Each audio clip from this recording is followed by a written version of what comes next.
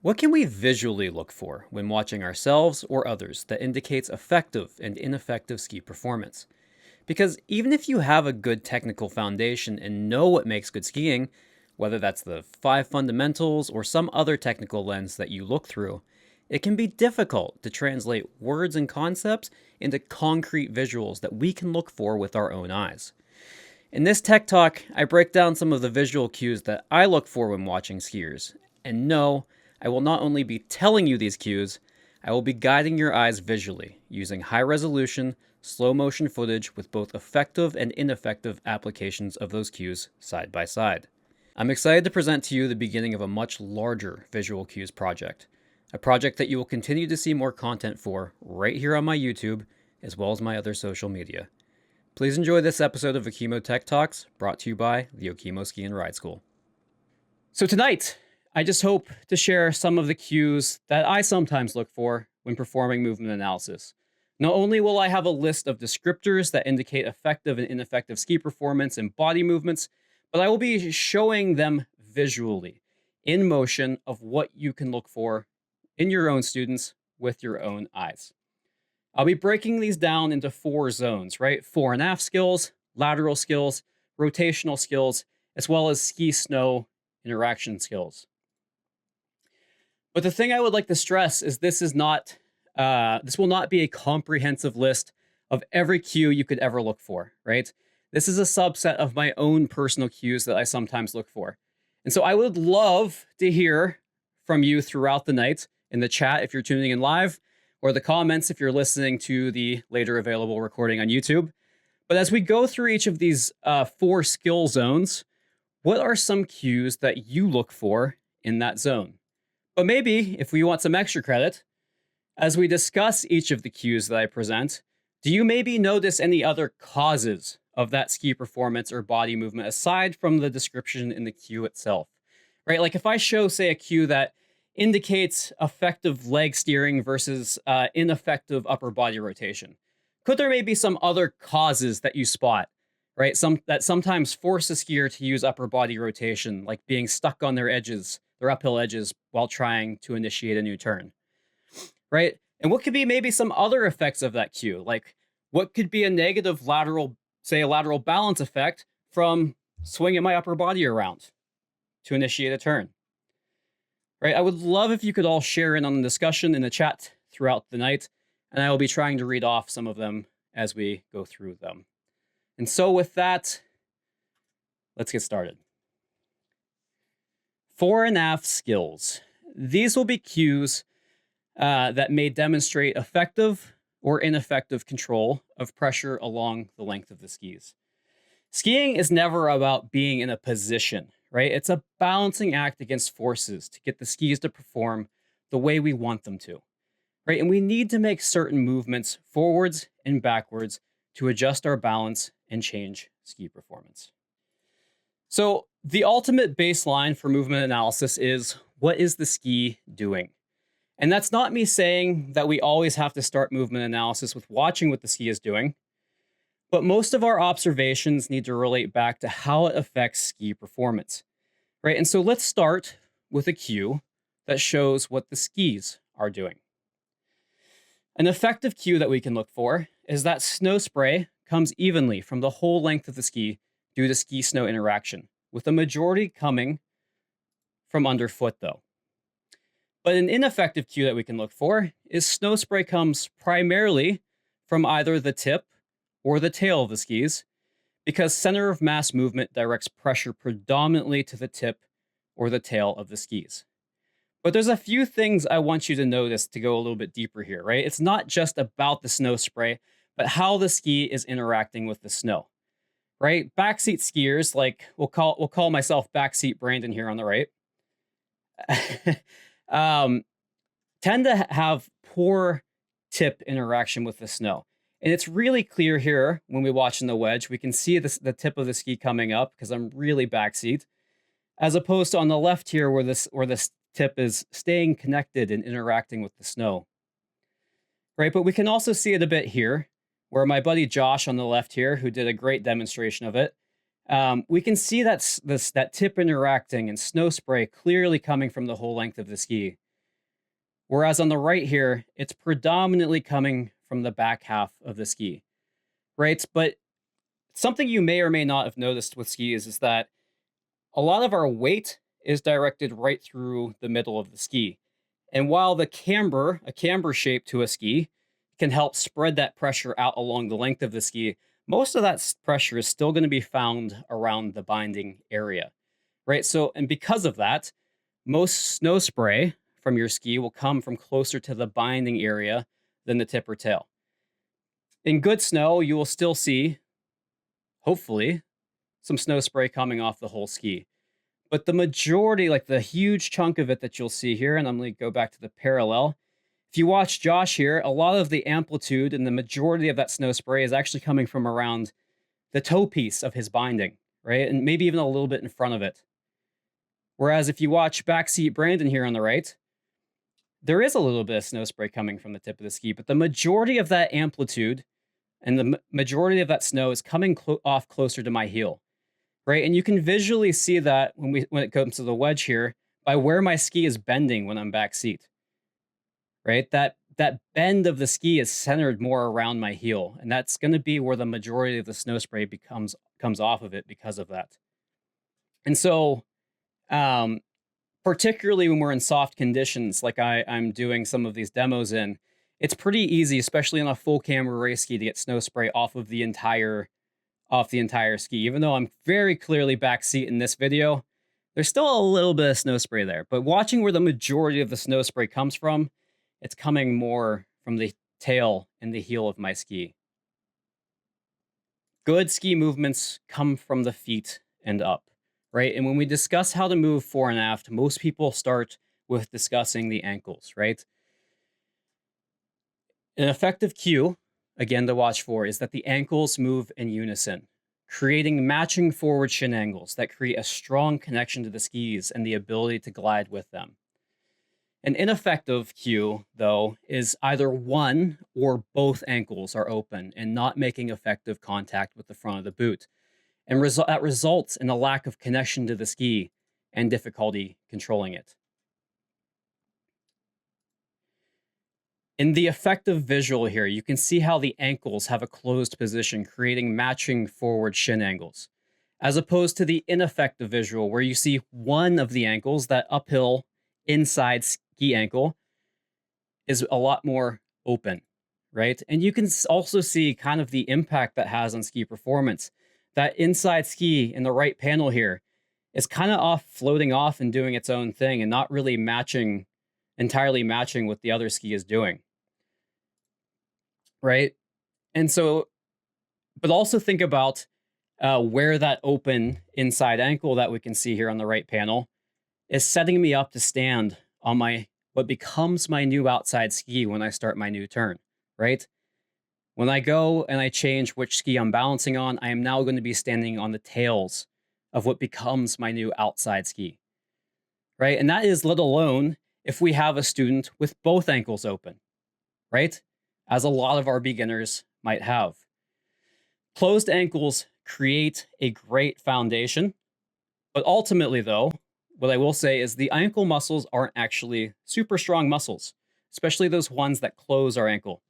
And hard plastic boots limit our range of motion. Ankles must be supported by joints, and joints with much stronger muscles attached to them, and ones with much larger ranges of motion than our ankles are provided in hard plastic ski boots. And so that brings us to our next cue here.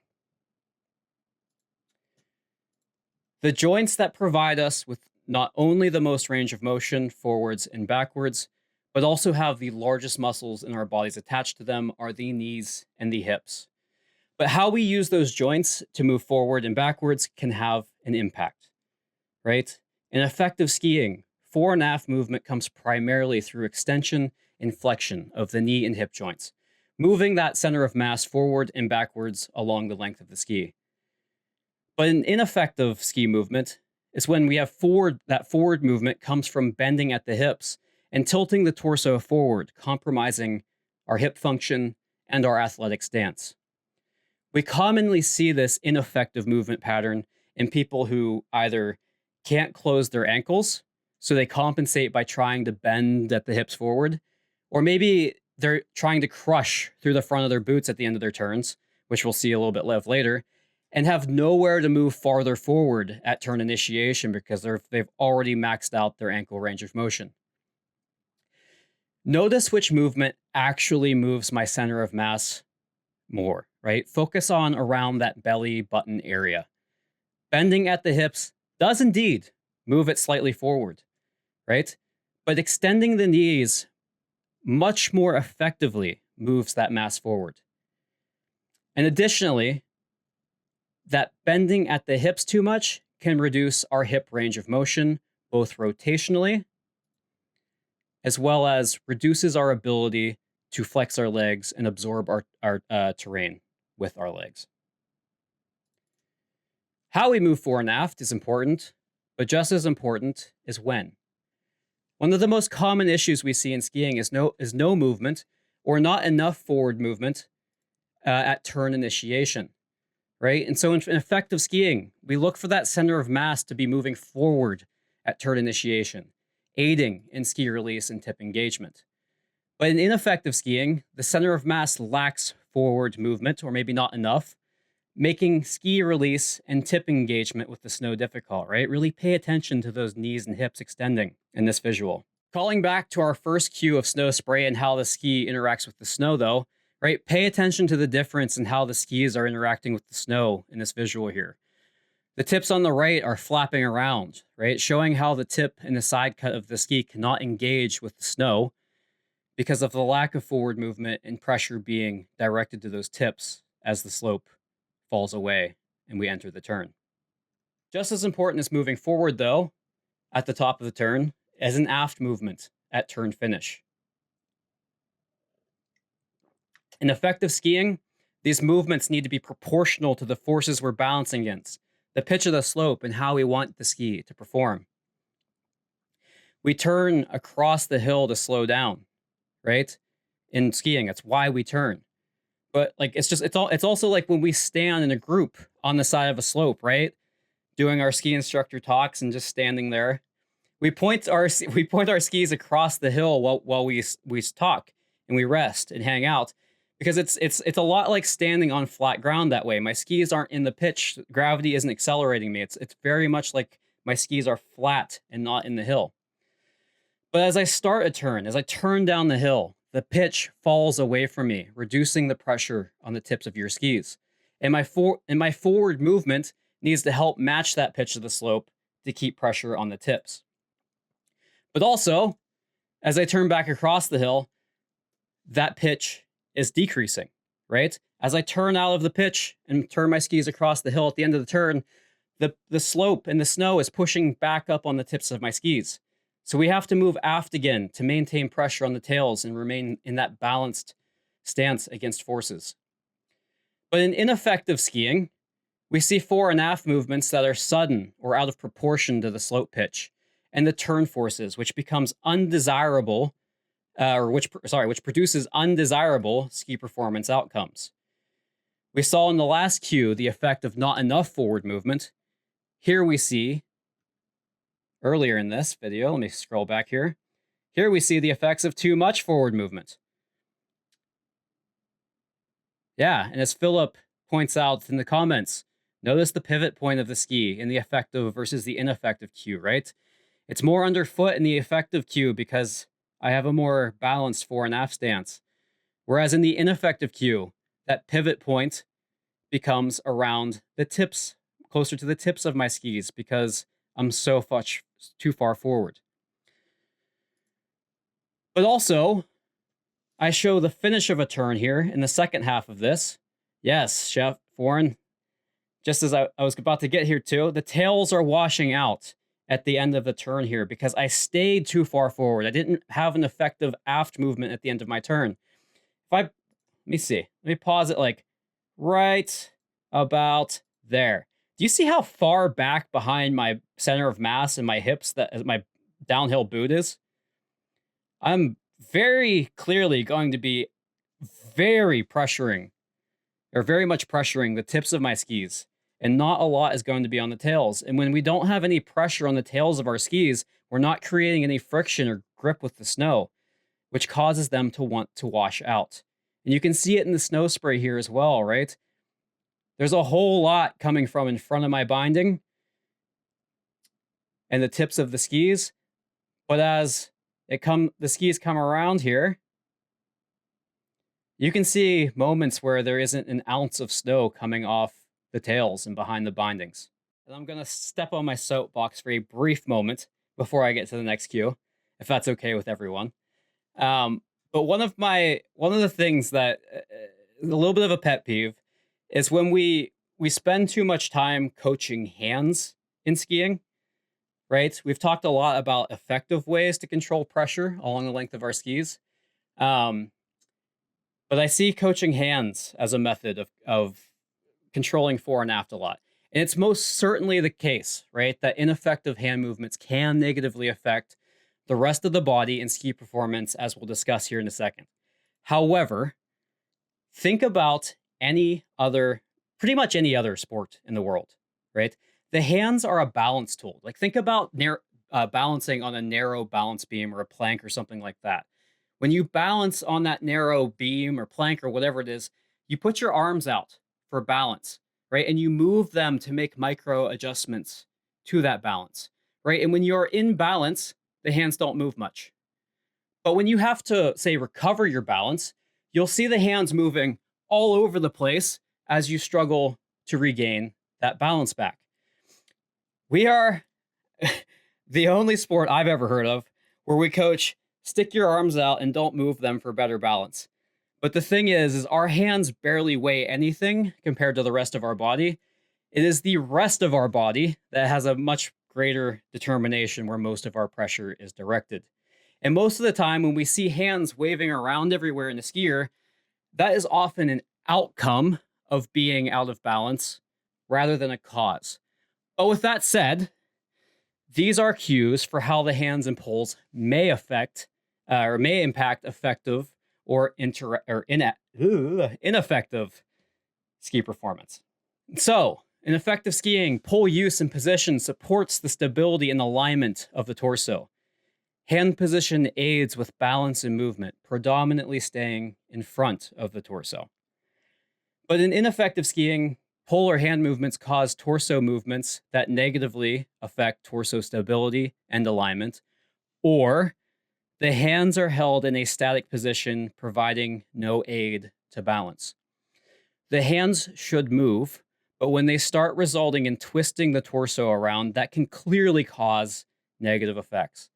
But also, if we ask our students to stick their hands out like they're carrying a tray, not only can it have no impact on fore and aft pressure, or very little anyway, it takes away our ability to use our hands for balance micro adjustments, right? And in kids, specifically, who sometimes don't have great mobility or that fine motor skill coordination, and their bodies kind of move more as one unit sometimes, it can actually, that raising their arms up can actually sometimes cause them to tip their torsos backwards as they raise their arms up, which will not have great impacts on their fore and aft balance. Lateral skills now, right? Skiing is an extremely laterally movement and balance focused sport, right? While the length of our skis provides stability forwards and backwards to aid in balance, our skis aren't so wide typically, right? That narrow width of our skis demands balance against lateral forces and allows us to move laterally for that.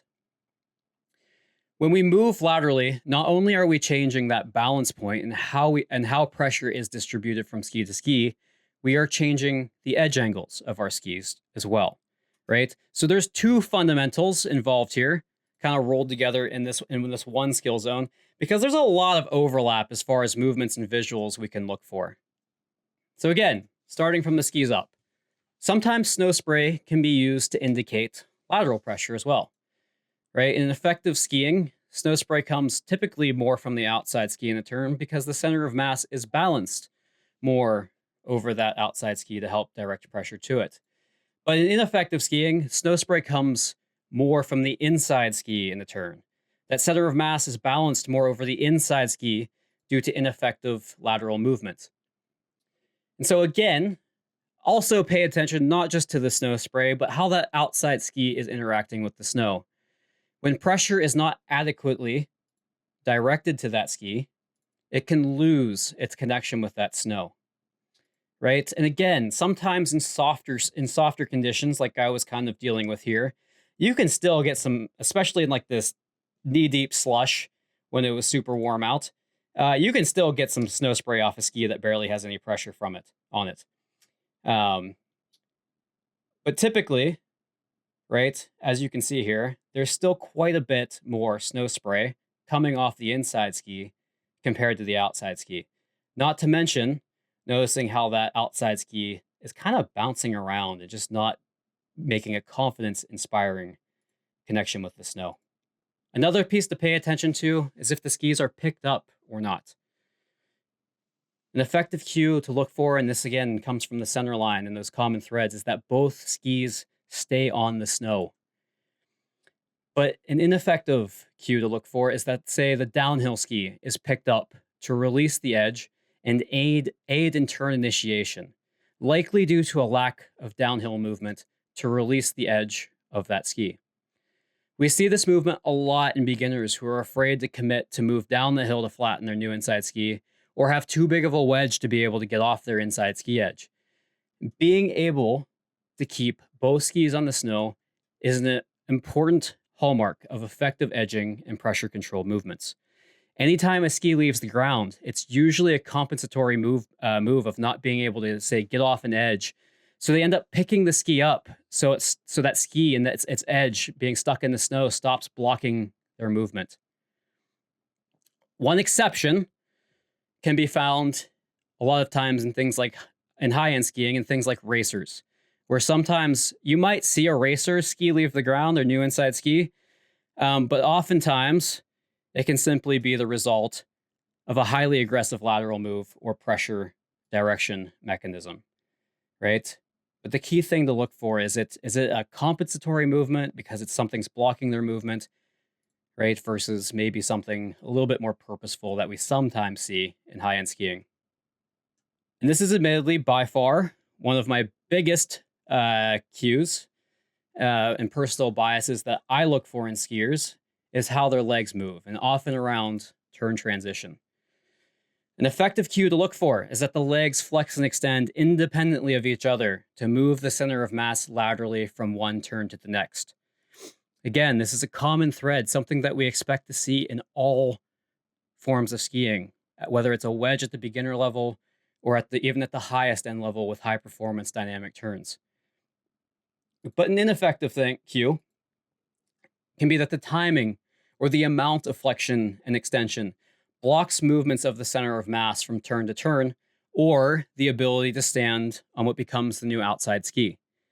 You can see in the effective example, right, of how the legs not only move independently, but the downhill leg is flexing while the uphill leg is extending in this opposite but complementary fashion. It helps move my body from the inside of one turn to then the inside of the new turn. But in the ineffective example, the downhill leg blocks that lateral movement. It may result in things like stemming, where the new outside ski is pushed away from the body to make up for that downhill leg blocking movement. Or, since what becomes my new inside leg is now longer than what becomes my new outside leg, it can make it difficult to direct pressure to that new outside ski. I coined the term pole vaulting because you're basically pole vaulting over that long downhill leg. And it's an issue that I am deeply familiar with because it was a huge issue in my own skiing that actually caused quite a bit of a roadblock in my journey between level 3 and making the development team in the past. This is very related to the last cue, but it can happen regardless of leg length. It's just how we change edges in between turns. In effective skiing, the edges are smoothly rolled from edge to edge, whereas in ineffective skiing, the skis are maybe pushed out and away from the body to an edge. We collectively have a really bad habit sometimes as skiers and this instinct of bracing or pushing against forces rather than working with them. And a very common movement pattern is pushing a ski to an edge. And that might either be because of blocked lateral movement, or maybe because we haven't effectively directed forces into the new turn. So we have some kind of forces to balance against. So then we end up pushing on the ski, right? To hurry up and try and get that ski to connect with the snow and find something to balance against. Or maybe your favorite ski instructor told you to push your ski to make it turn. But this is not an adaptable movement pattern and will come back to bite us in places like ice, right? Where we will lose our grip and we'll end up falling to the inside of the turn, or maybe we end up cutting off the top of our turns, which creates these bottom heavy turn finishes that farther exacerbate the issue. We want to work with the turn forces and allow ourselves to cleanly roll from edge to edge in transition. And this may come in the form of a crossover, a cross under, or somewhere in between. The methods matter less than just achieving a clean movement from edge to edge and not doing any kind of weird stuff to push the skis away from you. Generally speaking, as the turn develops, we want to create angles in our body to help maintain pressure on the outside ski while continuing to develop edge angles, right? In effective skiing, the upper body tends to stay more upright than the lower body, which creates angles in the body, known as angulation, and better balance over the outside ski. But an ineffective cue is that the entire body tips into the turn as one unit, also known as banking, causing balance and pressure to be directed more to the inside ski. To be completely clear here, inclination and banking are very different terms that tend to be used interchangeably sometimes, right? Inclination is nothing more than a movement of our body laterally to the inside of the turn. It is required to balance against turn forces, much like how we have to tip a bicycle, right? When we're turning on a bike to balance against the turn forces. Banking is inclination, basically devoid of angulation, right? It's where you're tipping that whole body into the turn, typically with not a lot of leg length difference, resulting in a loss of connection with the outside ski and direction of pressure. And you end up directing pressure to the inside ski. We can make effective turns with very little angulation and a lot of inclination. Just ask Ted Ligety, but that is dependent on speed and turn forces.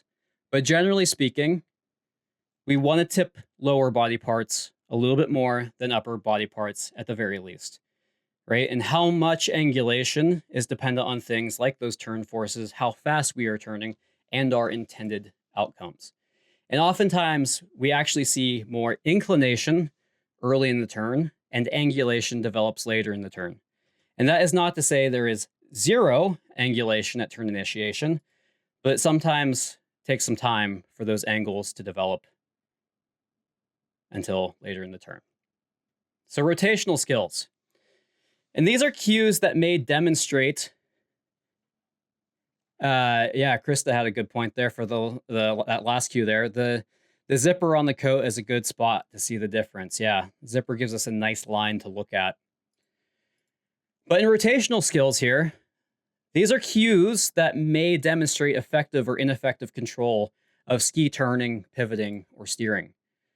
And this is, in my opinion, and I stress opinion, this is one of those skills that is most affected by effective or ineffective application of other skills, right? If you take a person off the snow in their shoes and you ask them to run through a tight slalom course, most people will instinctually turn their legs more than the rest of their body without even telling them to do so.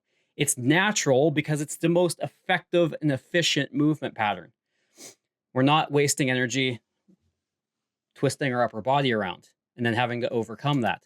But the second we put skis on a person, we start doing really weird crap, like leaning up the hill, and that gets us stuck on our edges, or it just prevents things like effortlessly turning our legs.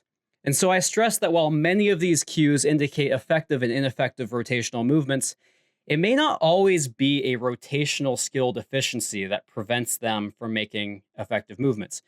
It could be, don't get me wrong. It's just that don't be afraid to challenge yourself and look at other reasons why they might not be able to effectively be able to turn their legs separate from their upper body. So, tip lead. Cool little visual that I love to give particularly new hires to determine if a skier is using leg steering or upper body rotation, because it's very simple, is just to pay attention to the relationship of the tips between the skis, right? In effective skiing, we should see the inside ski tip is in front of the outside ski tip for most of the turn. A shorter inside leg and leg steering separate from the upper body helps facilitate this. But in ineffective skiing, the outside ski tip is pushed ahead of the inside ski tip, likely due to some form of upper body rotation. The inside leg, for the most part, I can't think of too many exceptions, should always be shorter than the outside leg in a ski turn, right? So biomechanically speaking, and you can even like stand up and try this if you don't believe me, but anytime that inside leg shortens, one leg shortens more than the other, that femur kind of swings forward and brings the knee and the ski forward with it. And so combined with how leg steering causes the inside half of the pelvis to kind of lead, especially towards the end of the turn, which that farther brings the ski and the tip forward. The only real time that the outside ski should be in front of the inside ski is potentially very early in a turn before the legs have a chance to kind of unwind out of the slightly countered position we hopefully are finishing our turns in. But otherwise, if that outside ski tip is leading, it's usually an indication that something goofy is going on to drive that outside ski tip forward. And so simply put, the relationship of the ski tips can give a quick visual on where the turn forces are being generated from. And if you see that outside ski outrunning the inside ski, that is an easy indication, oftentimes, that upper body rotation is being used as the primary turning force.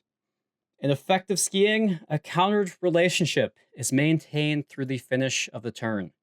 The legs and skis are turned more than the upper body. But in ineffective skiing, the upper body rotates as much or more than the skis at turn finish. Simply put, we just want to see the skis turn more than the rest of the body and the hips at the very least.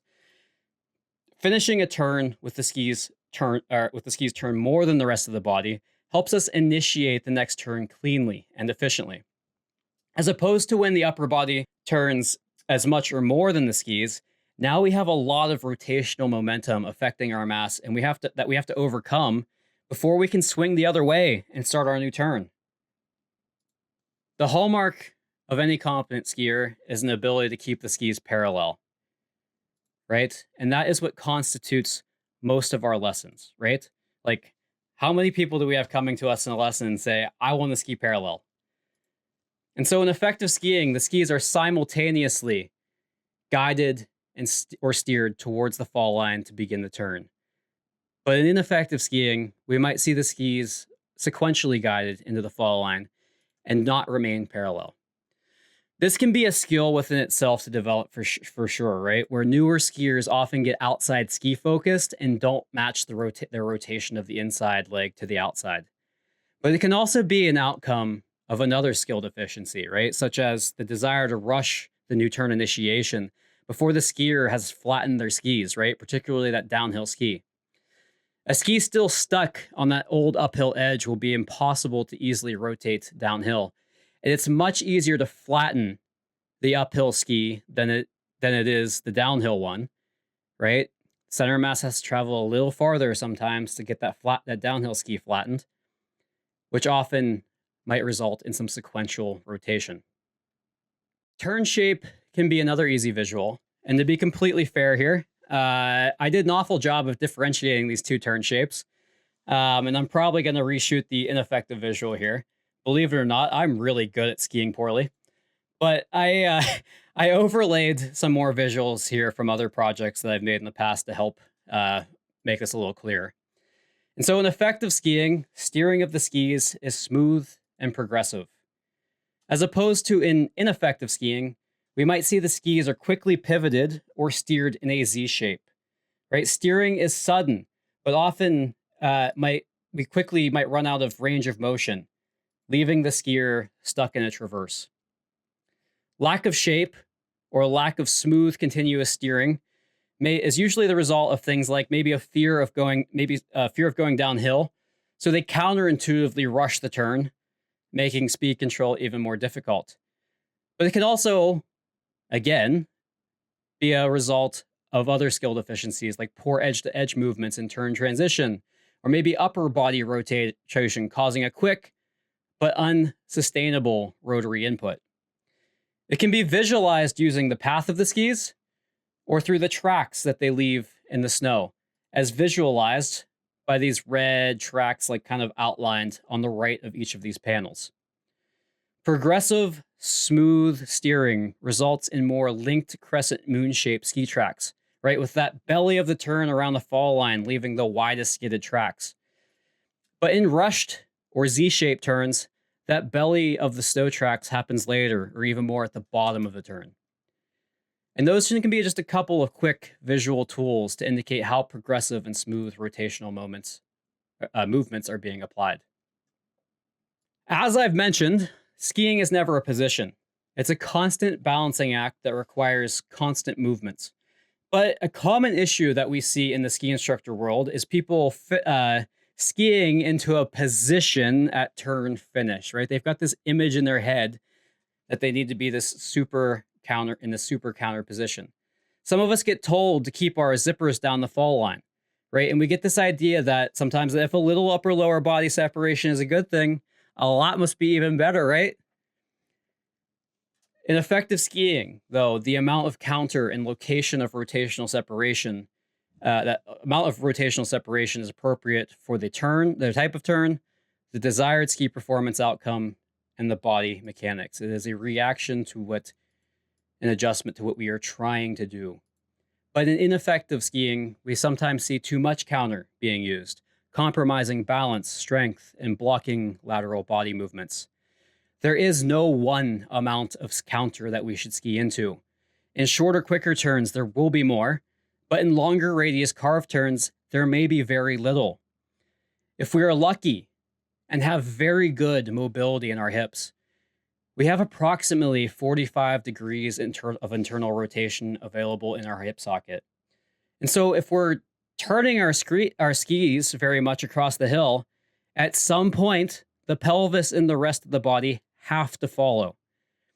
What we commonly see sometimes is teaching cues, like such as the zipper, keeping the zipper down the fall line, or maybe people holding their poles up in front of them, right, to create a window that they look through, and maybe they keep an object down the hill in between their poles. What can happen sometimes with those cues when we try to just fixate our shoulders down the hill and our arms down the hill, that separation at some point is going to stop coming from the hip socket and is going to start coming from other places. And while I'll be the first to tell you that's not always a bad thing, often it's done poorly and puts us into these weird, contorted, unathletic positions that can block good skiing movements. So yes, I give some of you permission to square up a little bit more in your turns. Michael.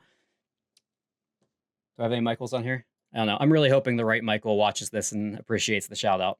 But that is the last rotational cue I have for now. And so on to our last category as we start to wrap things up a bit tonight, ski snow skills. These are cues that display effective or ineffective regulation of pressure between the skis and the snow. A lot of folks think of this as the mogul's fundamental, right? Where we have to flex and extend our legs to absorb the impact of moguls and extend through the troughs to help keep our skis on the snow. But if you've ever felt the chatter of your skis at the end of a turn on an icy steep slope, you've experienced an ineffective application of this skill on groomers.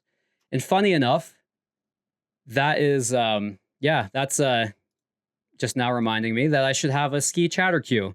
That's not on my list, but we'll add that one later. But to be fair, I've had nothing but slush to work with. and it's really hard to get your ski to chatter on slush. In effective skiing, the skis maintain contact with the snow through moguls and variable terrain. And we use the flexion and extension of the legs to help keep those skis on the snow through those moguls or variable terrain. But in ineffective skiing, the legs are stiff and cause the skier to bounce off the snow, making it difficult to maintain ski-snow interaction and balance. And I can assure you this was fun to film, bouncing off the moguls while a few people watched me ski past, as you can see this guy in the background here. But I think it's clear to see some of the cause and effects on other skills and the ability to maintain ski performance, right? When the skis come off the snow or we get light, the ski is effectively doing nothing for us because it's not creating friction and interacting with the snow. And that's not to say we might not purposely send it off a mogul, air it off a mogul, or maybe let pressure build up so much on a groomer that maybe we get rebounded into the air for fun. Bend it like Benny, if you've ever seen him, is a great example of that. But usually that's not the case with our average clients, right? And you can kind of see here, right there, I get airborne, and then here, kind of bounce off. And right here especially, right? You see those tips not being driven down. You see this kind of getting launched out of balance into the air, as opposed to on the left here, where things are not perfect, but a little bit more fluid. And so, in effective skiing, I said this a little bit earlier, but I want to look at it through a slightly different context. In effective skiing, both skis stay on the snow, right? Legs are flexing and extending to maintain contact with the snow and allow that center of mass to move from turn to turn. But in ineffective skiing, the tip, tail, or maybe even the entire ski leaves the snow during transition or at any point in the turn. Skis are released via hopping, stepping, or shuffling. We talked about this again a bit in the lateral section, and it can indeed be a lateral movement deficiency when the ski is picked up. But very closely related in that world is the management of pressure at the end of a turn or when impacting a mogul. Instinctually, especially when fear is an issue in moguls, we might brace against force instead of flexing to absorb it. And that same picking up the ski movement that we talked about in the lateral world can rear its head in the ski snow pressure management world. It is very common to see the inside ski picked up in moguls for varying reasons, but keep in mind that it can also be a result of poor pressure management and bracing against those forces rather than just an edging or lateral movement. The last cue I want to highlight tonight is the timing and effect of pressure management outside of the moguls. Right? In moguls, we flex to absorb the pressure of the impact with a mogul and extend to maintain pressure on the skis as the ground falls away from us into a trough. But with differing levels of intensity, right? We experience this same movement pattern on groomers. If you look at this visual I kind of overlaid down the middle of the screen, the blue line represents the path our skis take, while the red represents the path our center of mass or our body takes. Our body always takes a shorter path than the skis because we have to inclinate and balance against the turn forces pulling us to the outside of a turn, right? So in that top half of the turn, because the skis are taking a wider path, the skis are moving away from the rest of our bodies, right? Much like when the ground falls away from us in the trough of a mogul, we must extend our outside leg to maintain pressure on that ski. But the rate at which it's moving away from us is usually much slower than the rate it's moving away from us in the moguls. So that extension of the outside leg needs to be much more purposeful and controlled. But similarly, as we come out of the turn apex and finish the turn, the path the skis take and the path my body takes begins to converge again, at least in an ideal world. And because of that, if the outside leg stays long, pressure begins to build. That results in the chatter that we may experience on steep, firm slopes at the end of turns. The pressure begins to become too much for the ski to maintain its grip, and so it skips along the surface of the slope. It might be something we feel, it might be something we see, or as Warren said, that chatter could be something we hear. Right? So much like we have to flex to absorb the impact of a mogul, we have to flex that outside leg at the end of the turn to help manage turn forces. And so in effective skiing, leg extension helps maintain pressure on the skis as they move away from the center of mass, and leg flexion helps regulate the pressure as the skis come back towards the center of mass. But in ineffective skiing, the outside leg is quickly extended at turn initiation and or remains extended at turn finish, making it difficult to regulate the pressure as the path of the center of mass and base of support go away from each other and diverge, or come back together and converge. So I really wanted to build in more practice time to watch skiers and apply what we kind of went over tonight. But in the interest of time, I'll be saving that for your homework and future content. Go out in snow and watch video or go out or watch videos of skiers with a short list of these in mind, right? You will not be able to go out in snow tomorrow and have perfect vision of all 19 of these tomorrow. Movement analysis is as much of a practice skill as skiing is itself.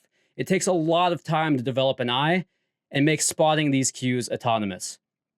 This is going to be an ongoing project that I will be developing more and more over the summer. And so my other optional homework assignment is to either email me or leave a comment if you're listening in on YouTube as to what your thoughts were on the cues tonight. Could I be more clear with some of the descriptions or visuals? I definitely caught some grammar issues in there, so I will be addressing that. Do you have any cool ideas for cues that you think I could add? I want to continue to refine this and build a great resource for everyone. And so with that, that's all I have for tonight. I hope this makes a positive impact on all of your visual toolkits and continues to be an evergreen resource that you can return to and watch the recording to continue to refine your movement analysis skills. Thank you all for joining tonight. I'll be sticking around a bit for questions, comments, and snide remarks.